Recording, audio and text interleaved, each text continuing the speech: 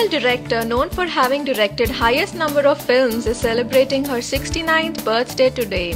She is none other than Vijay Nirmala Garu, superstar Krishna's wife.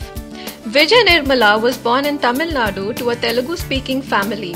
She entered films at the age of 11 as a child artist with Panduranga Mahatyam. She debuted in Telugu industry through the film Rangula Ratnam.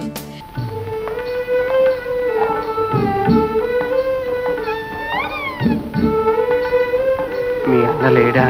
లేడని తెలిసించావా? ఉన్నాడని భయపడా? ఏంటేంటి ఏదో తిక్కమక్కున్నది మళ్ళా మళ్ళీ చెప్పు. నువ్వుటి ఎర్రిమావి. Coffee కావాలా? ఏంటి bill కాఫీయే దింగుతావా? ఒక్క నిమిట్టు. ఏడ్ని లడీగా ఉన్నాయి. Did you know where Krishna and Vijay Nirmala first met? Well, they met each other on the sets of Sakshi and they starred together in 47 films later. నువ్వే చెప్పావుగా ఘటన ఎలాగుంటే అలా జరుగుతుందని. అందుకే పీటి మీద పెళ్లి ఆగిపోయినది. నేనొచ్చాను.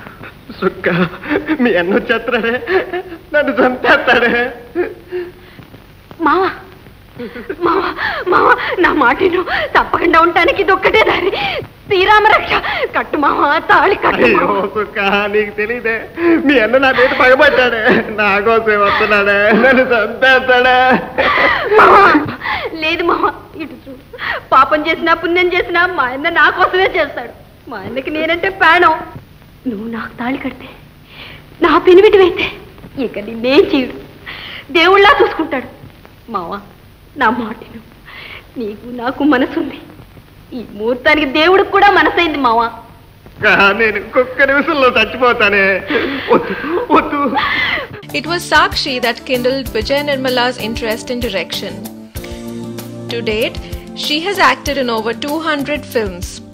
Vijay Nirmala launched her own banner Vijay Krishna Movies and produced 15 films. Her son Naresh is also a popular actor in Tollywood. I Dream Film Nagar wishes Vijay Nirmala Garu a very happy birthday.